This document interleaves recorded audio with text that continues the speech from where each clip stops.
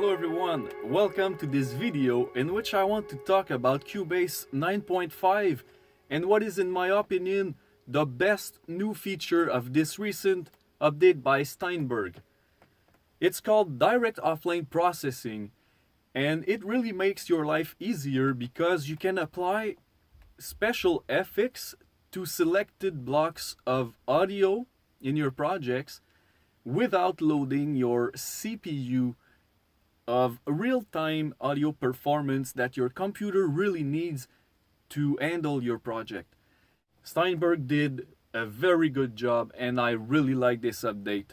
My name is Alex for D-Rocks Records and I will be your host for this video, so let's dive right in Cubase. Alright, so we are in the Cubase project now, and what we will do is simply load a drum loop right here. So this block of audio is now usable for the direct offline processing. So the first thing to do is click on the event that you want to process, like this, and press on your F7 key on the keyboard. And the direct offline processing window will show up. If it did not work, you can go the long way right here on the audio tab and just scroll down here. Right here. Click on that. It's the same window. Okay, so because you selected the event here, it shows up in the title. Let's click away and it will disappear. No event selected. Please select an event. So let's do it. Boom. It's now usable. So you have all your plugins right here. Everything you own in Cubase is usable right there. You also have your normal processes like time stretch, reverse. So let's try this. As you can see in real time, the reverse FX was applied to the audio. I'll bypass it, sorry. And you can see it change. Okay, so this is the basic thing. Let's add reverbs. I'll try to add the same inserts here to compare the audio performance and show you how it's really good on your CPU usage. So let's load the B2. Let's make it about 50%. And watch the waveform right here. Look at this. It's calculating now. You can see it changes because the reverb is now applied offline. Let's press play.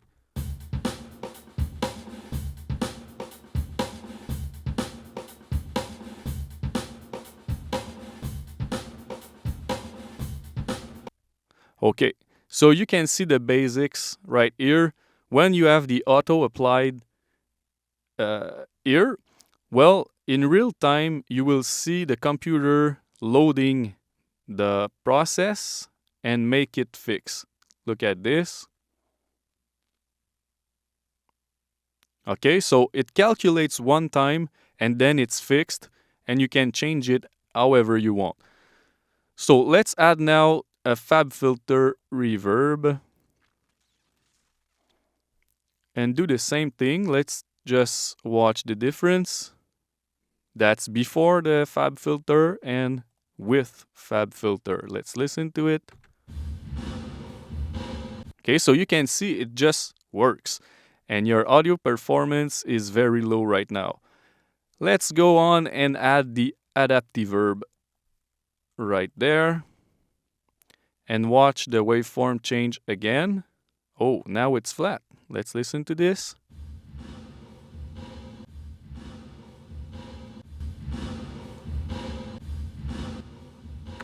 Okay, so you can see it's very easy and it simply works. Let's now try the same effects, but this time in the inserts of this track. And watch the audio performance meter right here. You will be impressed. So the B2, boom, fab filter, boom, and adaptive verb. Watch this. Ouch.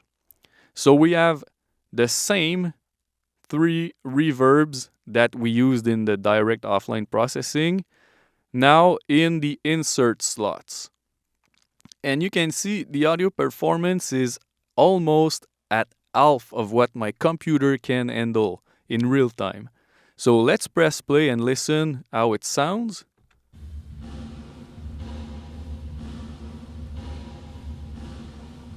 Okay, so let's assume the settings are the same because I will not go and tweak it exactly like this, but let's say it's the same. And now compare with these. As you can see, it's now calculating and the effect is on right now. Let's press play. Every inserts are bypassed and now we are using the offline processing. Can you see now the average load is completely down back to the origin? Let's press play and listen.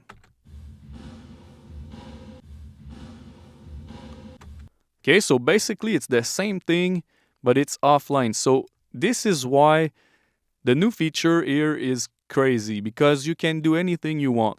Let's completely exaggerate and add all of these big reverbs again. Let's try like, which one could be big? The Oxford maybe? Okay, we have 4 reverbs now. Let's add Revelation. We have 5 reverbs. Let's add the vintage verb.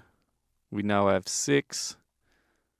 Let's add TB verb. We have 7. Let's add stereo image, brower motion, which is kind of big. Let's add distortion. The biggest distortion I own is this one, and you can really, really oversample this and make your computer crash. I'm not joking. Okay, so let's have a listen. Maybe it will be horrible, but let's just prove that it works.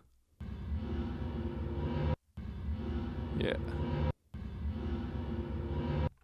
Okay. And if we dare to add all these as inserts, watch this. Oxford reverb. This one. Now we need the Revelation. Okay.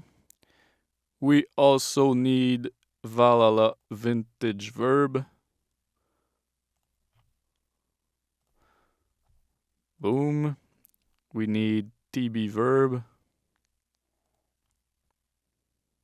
And keep your eyes on the audio performance here. Brower motion is next.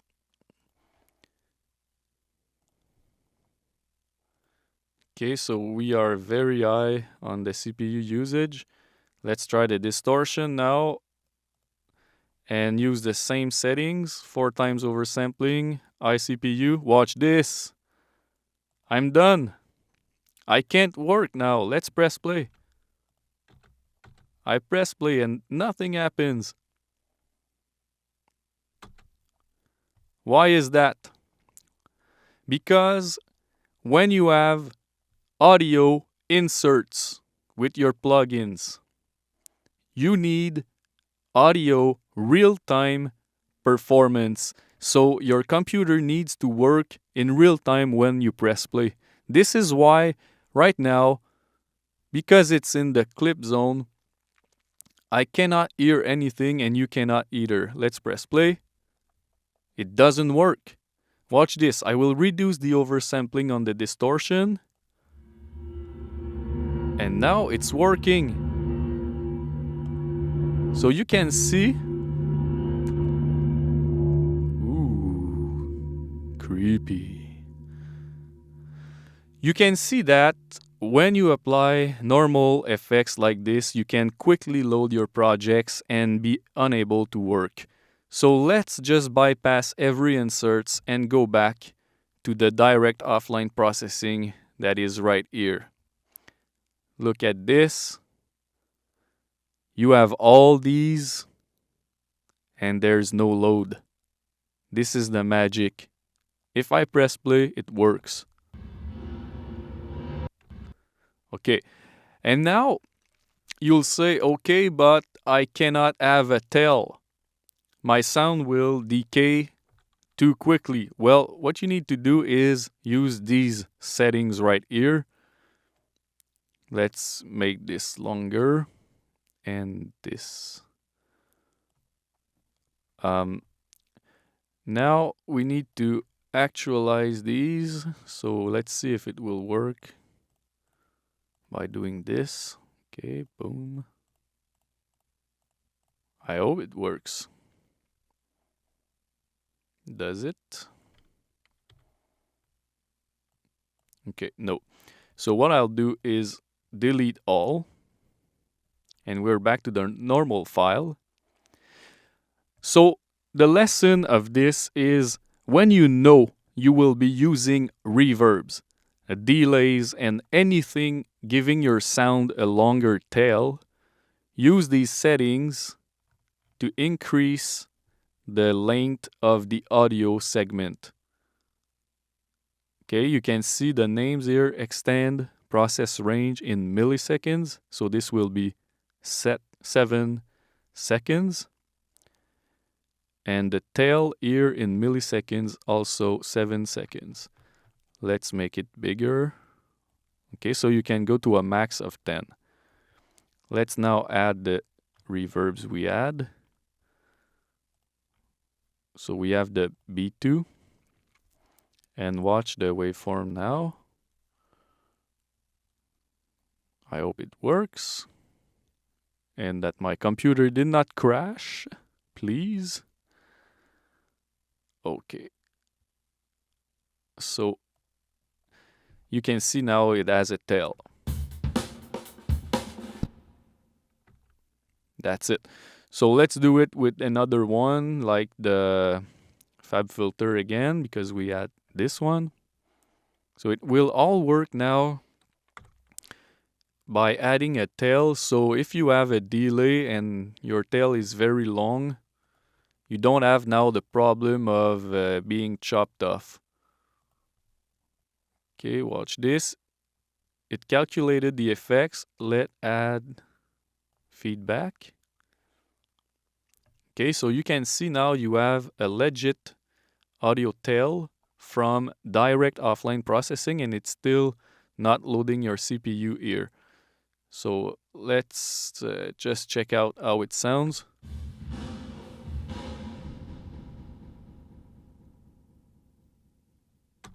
Okay, so do you grasp all of this creative power here?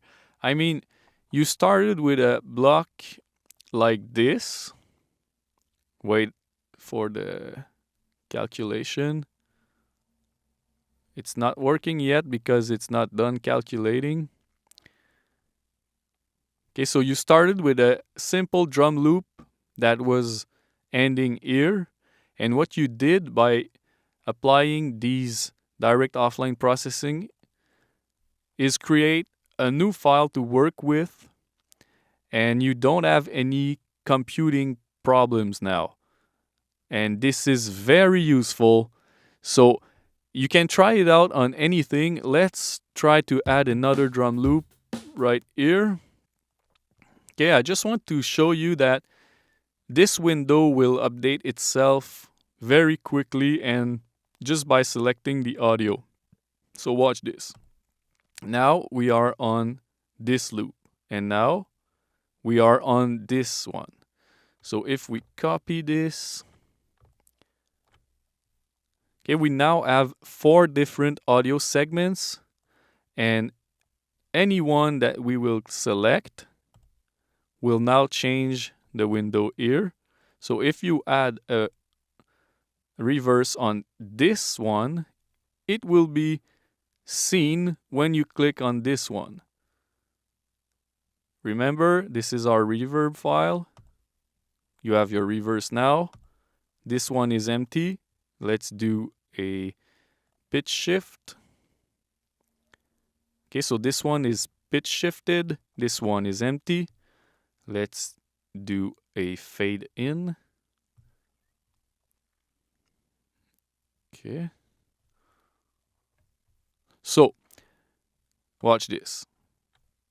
4 separate events with unique effects without any load on your audio performance.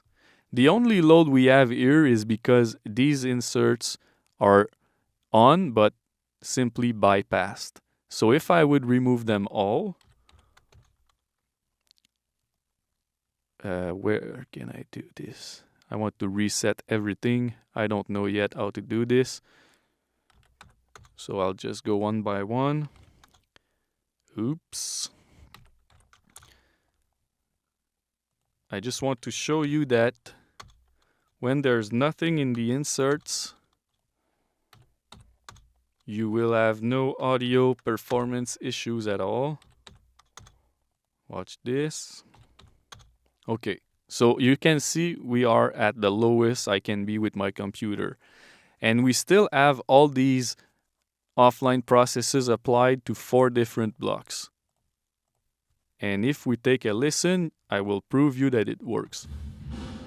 Okay. This one is reversed. Pitch shifted. And this one is fade in. All right. So it's endless. You can do anything. If you still want to go deeper, you can chop your loop somewhere like here and do something unique with this one by reversing it. Ooh, I don't think it will be awesome.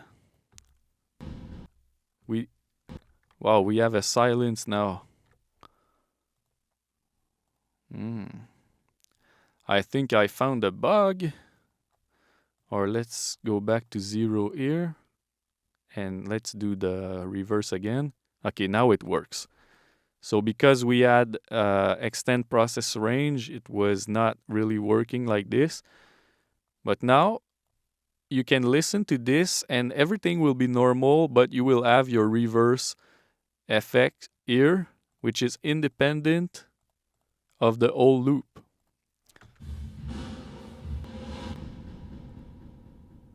Okay, so can you see? You can do anything. Chop it off like this. Let's say you want some distortion on this one.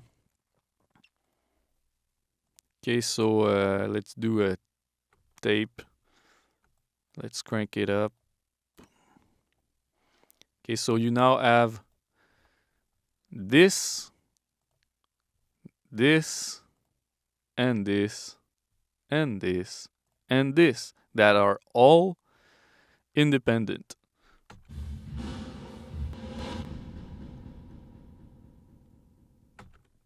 All right. So this basically is my favorite feature, and honestly, you can do whatever you want. It's awesome. It doesn't take your computer average load and real-time peak performance, so you can have as many as you want. It's not destructive on your audio. You can delete everything so easily like this, and it goes back to the original loop. Now this is the other ones that we had. You can, let's say, delete this, delete this, delete this, go back maybe to your loop.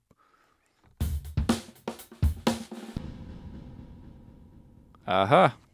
Okay, so you can see the potential here is just endless. And I wanted to show you this because I really use it now, like in every project I do since the update. And I really want to give Steinberg a big thumbs up. I want to thank them. I want to be grateful because they are really awesome and they work hard. And now our lives are easier when we make music. And guys, thanks for watching. Please, if you liked it, if you found anything helpful, please just like, and if you would subscribe, it will really help me out so I can make more videos, grow this video teaching side of my business, and really be in touch with you more often, and be more creative together by sharing some tips on YouTube, as we are a big community in the audio world. So thanks again. My name is Alex for D-Rocks Records, and I wish to talk to you soon. Have a good day. Bye.